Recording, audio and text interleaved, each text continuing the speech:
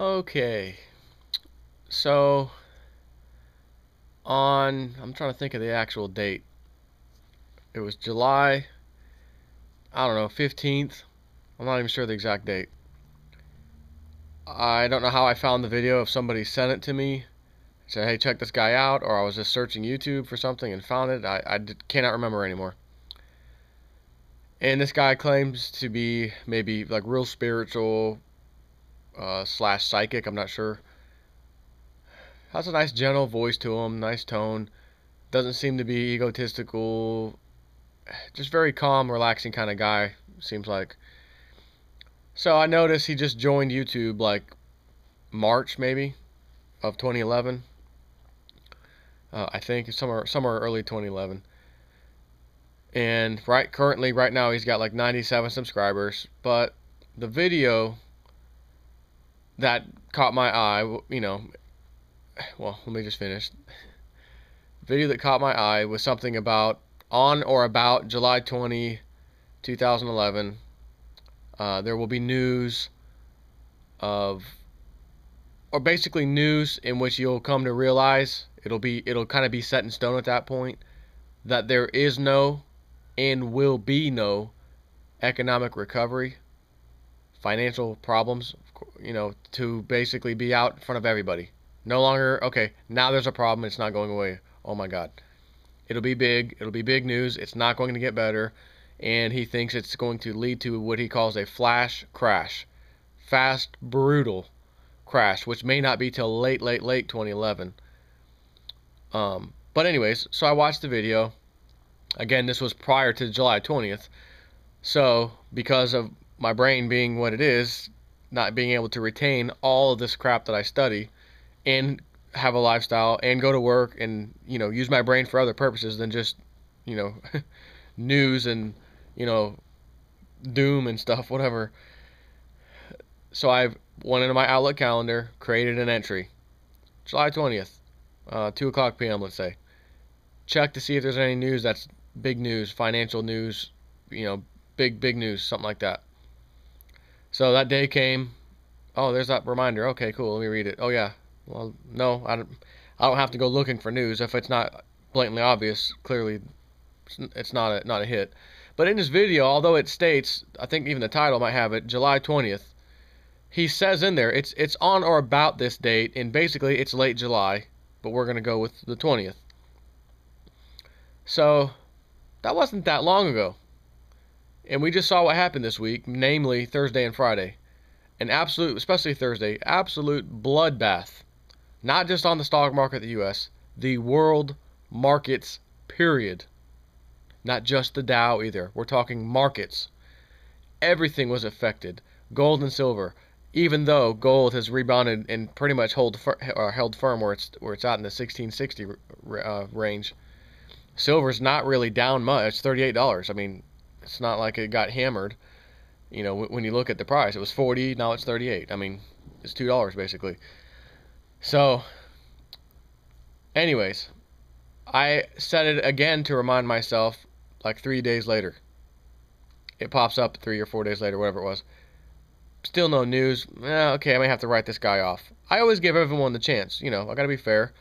Again, I always pay attention to little things you may not think that I pay attention to because they're kind of silly or dumb or whatever.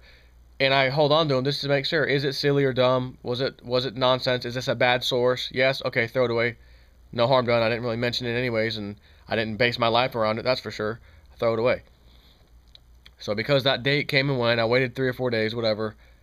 Still nothing. Okay. No need to keep reminding myself. Left it alone. And then I remembered just today, just kind of hit me. Hey, I know he said late July. End of July is what he said. We're only, 5th, 4th of August. We had the major flash crash or whatever it was. Man, that's pretty damn close to the end of July. July 31st, right? August 1st, 2nd, 3rd, 4th. 4 days later from the very end of July. Wonder what that guy, I was like, did I delete that out of my email, my calendar? So I went back and looked. Oh, there it is. Pulled it open. Specifically linked to his video about the July 20 thing. I went and just watched it again. Pretty interesting. And again, yeah, he did say July 20th, but in the video and even in the description, he does say on or about that date, and he refers to it as late July. And talks about news coming out, big news, which will basically set the stage, and it should for everybody. There is no economic recovery, and there will be no economic recovery. That's the feeling that you should be getting. That's the feeling that everybody should be getting when they see whatever this big event was. So I'm thinking in my mind, what could it be? You know, what kind of big news? You know, bond crisis, another Euro nation goes down. You know, I'm not sure. And then we saw what happened. Bloodbath on the stock markets across the world. And what happens tonight, by the way, the 5th of August, after the markets are closed? Of course, S&P, Standard & Poor comes out. We are actually downgrading the USA's bond rating, you know, credit rating. AAA status down to AA plus. You know, one little notch. Ooh, big deal. But as you saw over in the Eurozone, Italy, Greece, all those, Spain now, right? Portugal. It starts off with a little tick. Oops. Little tap on the hand, taking a credit point away, credit rating point. Oh, now it's gone worse. Now it's gone worse. And every time you hear that, you're going to see the bond interest on our treasuries, right? The bonds that we have out in the world that we owe 42. We have to borrow 42 cents out of every dollar. Why? Because we have to pay interest to everybody that has these bonds. And whoever in the world wants them, we give it to them. And enslave our nation and our citizens to pay those people interest and interest and interest. And, again, when you start getting these credit rating hits, you're going to be paying more interest on bonds. As you are seeing currently, you saw it in Greece. It is now in Italy and Spain. Portugal, Ireland, all of them went through this. Italy and Spain right now are at that level of we need intervention, and we're at that near 7% bond interest rate. That's the level Greece kicked in and other countries kicked in to get bailed out, basically. So again, you know, as I said in multiple videos, forget what the Spain Prime Minister says. Forget what the Prime Minister of Portugal says. They're next. There's no way around it. And sure enough, it happened. Again, I'm not a psychic. I'm not some kind of guru. I study the stuff, and anybody who studies the same stuff that I study, as long as you're not a complete bozo, dodo brain, you would come to the same conclusion. So, I'm going to show you this guy's page and link below this description box of this video, and go check him out. He's got 3 or 4 videos at the top. He doesn't make a bunch of videos, and you'll see one titled something like July 20th, whatever, and then another one right after that. I think he actually did a video on July 20th or 21st in his seeing, and I didn't even watch the full thing. I just watched a couple minutes of it, where I guess he's taking a peek at what's going on, and to him it appears to be something subtle behind the scenes taking place, not this big news item. Unfortunately for him, he should have waited a couple weeks after that date, because lo and behold, here we are right now, and what he said is exactly what happened. The whole world news, you can't, this isn't just America only, you know, you could go to any country right now. If you time warped, whatever, went right over there, boom, some other country, and spoke their language. You could ask them, is there anything on the, you know, any kind of financial news lately that's worth mentioning? They would all refer you to, oh my God, August 4th and today the 5th, world markets are just tanking everywhere, every country, just terrible. That's the kind of news he said to look for. It wouldn't be something that you had to look for. It would be something that just hits you. And again, he says in his other videos, you'll see, like after that even, a little more specific kind of thing of him seeing a collapse. He also says in his videos, this is one of those things in his vision or whatever he got this information from, whatever. It is there will be no recovery. It's not going to get better. This is the collapse. And there's no stopping it. That's the other thing he said. There's absolutely, positively no stopping it. There's nothing anybody can do about it. He thinks the flash crash, the big flash crash, will happen this year, and most likely end of November, you know, end of the year. And some interesting things he said too reminded me of some stuff right out of the Webbot reports. where he, in this other video, which if you just watch the last like 4 videos, they're not that long. One of them 17 minutes, the other ones are like maybe 5 and 9 minutes between there. They're worth listening to. And strangely enough, just days before this happened, 5 days ago, before this crash happened, about 5 days ago, he creates a video where I guess maybe he's a little musician, so he's actually singing this song. Let me just real quick see what it was called. World Crisis, we're running out of time. World Crisis, we're running out of time. He writes this little song just days ago. World Crisis, we're running out of time. And 4 days after that, this big crash in the markets across the world, and especially the Dow Jones and whatnot, hit.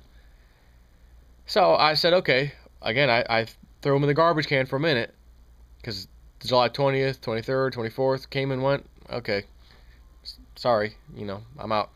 And then I saw this. So anyways, some of the stuff in the webbot that he starts talking about in one of these videos, it might be his 17-minute video. And again, let's just watch the first 4 videos or so. That should be enough. He says basically people, all ages, adults, retirees, people out of work, whatever, when this flash crash or whatever hits, it's going to be devastating. Just utterly devastating. And people are not going to know how to respond. They're not their thoughts in their minds. He was just rattling off some things, which I was like, what the hell has he got, a webbot report in his back pocket right now or what? Which he doesn't. But stuff like people just zoning out, just like, having thoughts. Where'd my money go? Where'd all my retirement, my whole life go? Where'd my savings account just go? Where did my job go? I can't get a job, and I don't have my savings, and my retirement's gone. And they just like crawl up, kind of like in a ball, and just sit in their house, just in a different state of mind, just like there but not there, like a little bit zombified, not believing this just happened. Not in America, of course. And again, those thoughts. It's the same thoughts you would expect anyone to go through and have. What about my retirement? What about my kids? What about my house, my mortgage? How am I going to pay that? All of these things. And rightfully so. So, I also want to mention something right now. And I told you all I'm trying to get to Tennessee, somewhere near Pastor Dowell. Love the guy, love his community, love everybody there. And I like the country myself. I call myself a country boy, in a city environment. I need to be out in the country land. That's just where I belong. And a while ago, probably 2009, I'm going to say, I was at my sister's house, and we had a little family kind of meeting, not meeting, but, it was some event. Who knows what it was, Christmas or Easter or some crap, whatever, some pagan holiday. Which is funny, because when I look at these things, I don't treat them like religious holidays. To me, it's just like, oh, let the kids have fun finding Easter eggs. Oh, it's Christmas. Get our kids some gifts. It's fun to see their happy faces, I don't think of the religious part whatsoever. But anyways, we had this little family get together at my sister's house. And one of the people there was my uncle, who, by the way, wants to possibly pitch in with me somehow and get a piece of land out there in Tennessee and work from home. He's got ways to work from home, actually, with his background and stuff. So I'm more than welcome him. Absolutely, let's get a piece of land together. He keeps himself, very quiet guy, real nice guy. He's on the right page, with things. But we had a discussion. This was again in like '09, and I'm telling them my thoughts on the credit card debt and the mortgage debt. I said, guys, these things, credit scores and mortgages and debts and all this credit card, it's not going to matter in a short amount of time. In a few years from now, none of that stuff's gonna matter. When you have the whole country in a financial collapse, none of that will matter. And I said, listen, let me give you this example. Because he was all over me. You should never default on your credit card. You should never default on that. You don't want to hurt your credit score. That's wrong. Don't do it. If you're even considering that, don't do it. And I said, well, what about this? Let's say you do the, quote, right thing. You pay all these bills. You get them all paid off, whatever. Of course, except for your house. You're still making that payment. Your bank account's not going anywhere. As a matter of fact, it's probably getting short, smaller, smaller, smaller, slowly but surely. Or maybe it's just staying the same. Whatever. But you paid off all these credit cards. You got out of debt completely. You struggled. You got an extra job, whatever it was, to get out of debt. Except, of course, you're not getting out of the debt of your house, your mortgage. That's not going to happen. Not if you plan to try to do this in 2 years. Oh, I'm going to pay my mortgage off in 2 years. No, you're not. So I said, what happens when this economy really collapses and we see unemployment levels never before seen in this country, terrible, and some people, like let's say yourself, did the right thing, and now you have to default anyways. You lost your job. You got to walk from your house now. You don't have a choice. The thought that's going to come into your mind is, why did I try so hard to pay off those credit cards when I could have defaulted now because I lost my job? I'm ripe for bankruptcy. I could have defaulted out of all that and kept all the cash that I had and now have a nest egg built up. But no, I got out of debt. And now where are you? You have nothing. And the house that you love so much that you're still making payments on, of course, because you couldn't get out of that debt, you have to walk because you lost your job or whatever. You had to take a major pay cut. Now you can't afford the mortgage. You're in the same position anyways. So people who do what I call strategic defaults are basically strategically minded and know the game. And if you're going to play the game, you better know how the game works. Because if you don't know how the game works, you sure as hell don't know how to play it. Your boy here knows how to play the game, knew how to play the game. As I said, I settled with 2 credit card companies for amounts that would blow your mind, especially one of them. And it was the biggest credit card debt I had, and settled like that. They basically start begging you to settle with them. And I waited. Nope, not good enough. No, send me another. Nah, not good enough. Keep going, keep going. Nah, not good enough. Whoa. 25% settle fee? You want me to settle for 25% of? I was gonna tie it up in court, but wait a minute. Man, 25%. I can't pass that up. Thinking in my mind, I bought a good amount of silver with that credit card. And I bought a bunch of other stuff, solar panels, all kinds of good equipment, stuff I needed, not just toys, good stuff. Settled the credit card, and basically look at it this way.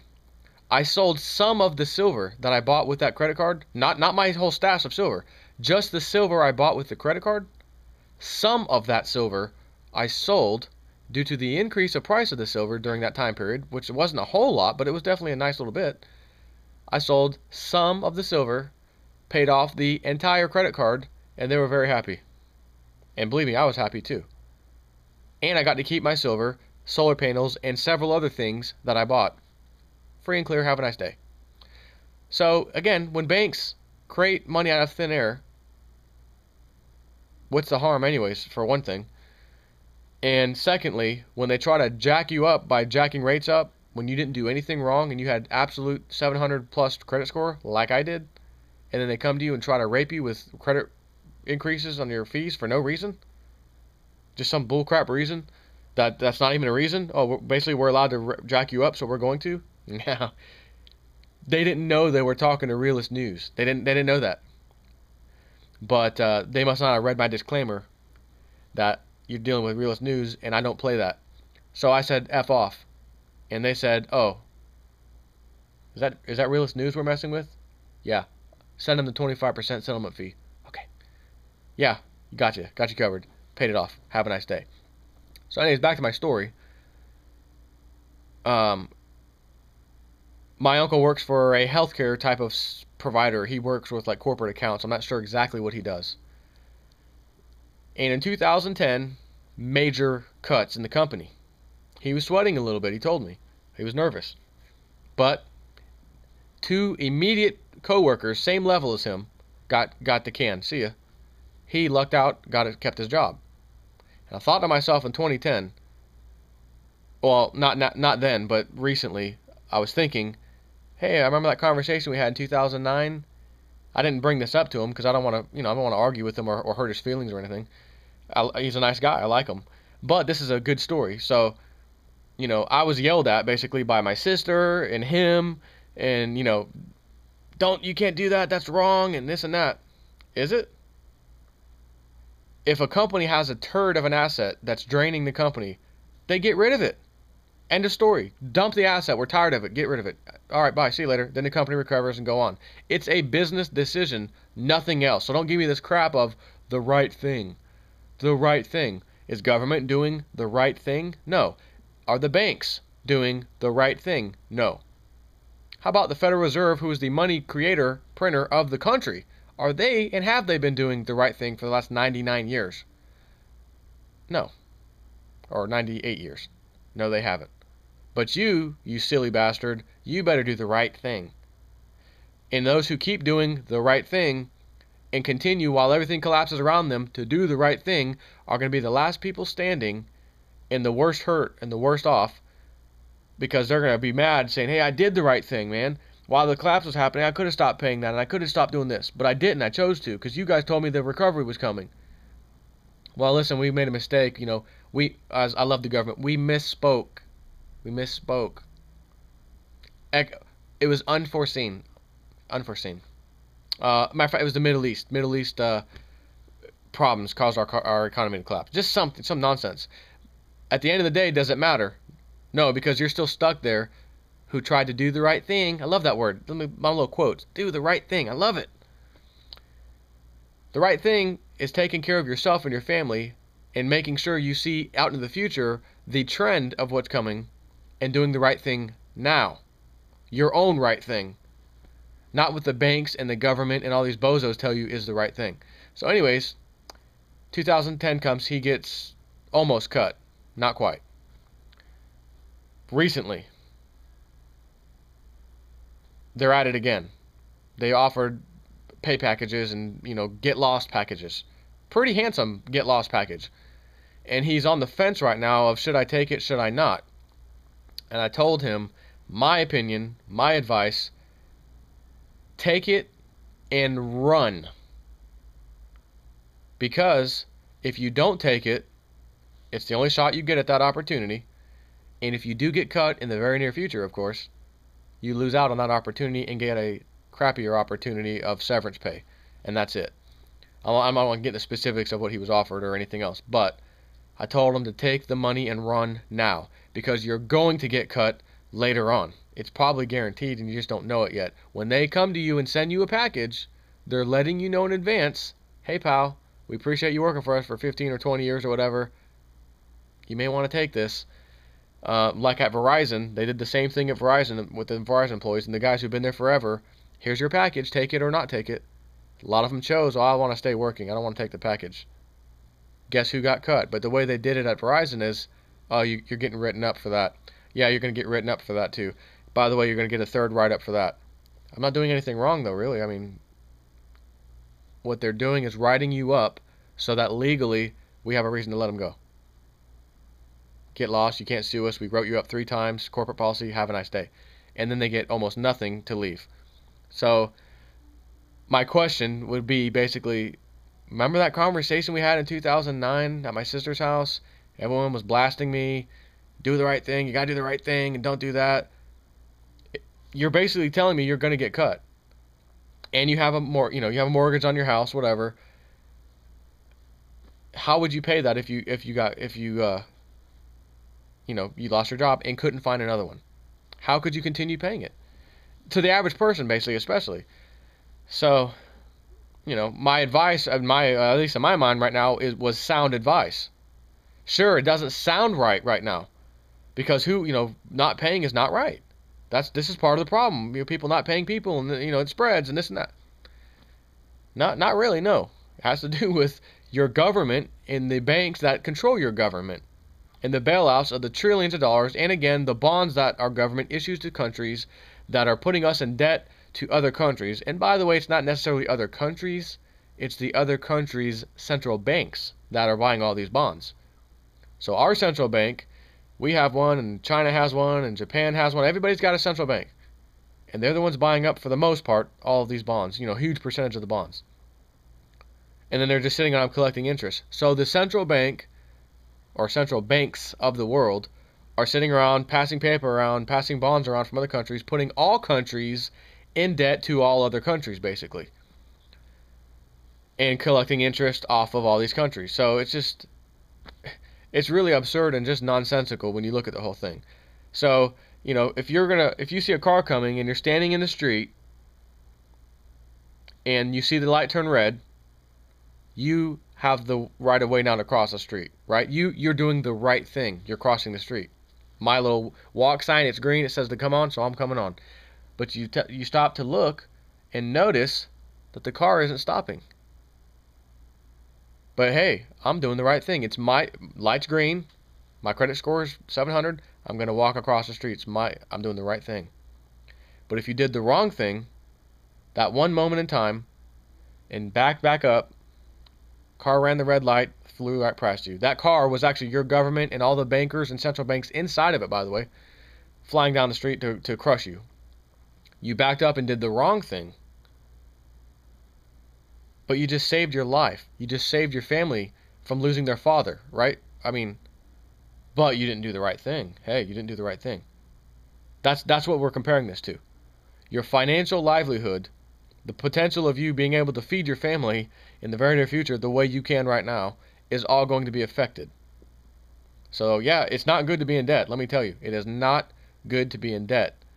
So if you're not in debt, I would advise you not to go get hawked up in debt unless you don't have any silver and are contemplating, should I max this credit card out right now before the big collapse comes and buy silver now?